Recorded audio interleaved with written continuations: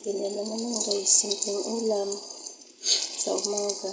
Minsan lang ako nagluluto niyan kasi matipid din sa itlog. Kaya may ulamin ko ngayon. At tinapay.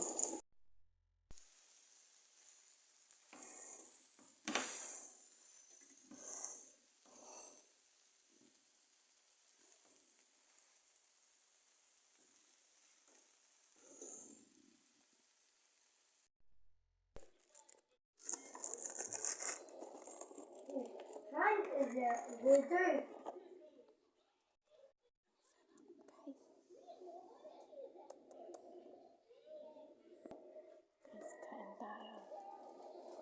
Ito nga oh.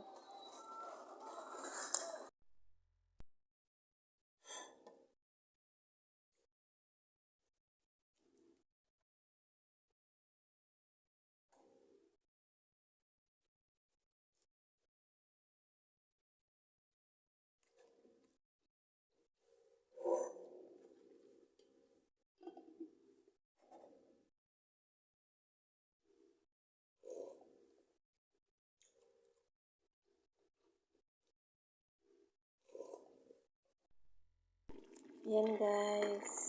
Alam niyo po ba guys, ano ba luto nito? Ayan.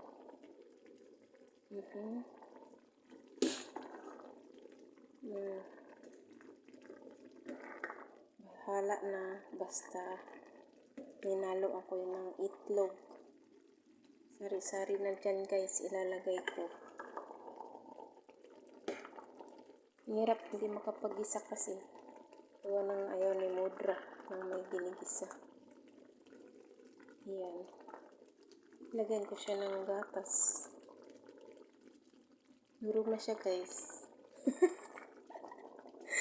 Durog na yung ano niya, yung gulay niya. Pero yan ang gusto ko kaysa matigas. Gusto ko yung durog yung gulay niya. Masarap siyang kainin. Kaysa buo pa yung ano niya. Depende naman guys sa pagluluto, sa ano gusto natin. For me, is gusto ko yung ganito lang siya. Yung malambot. Yan.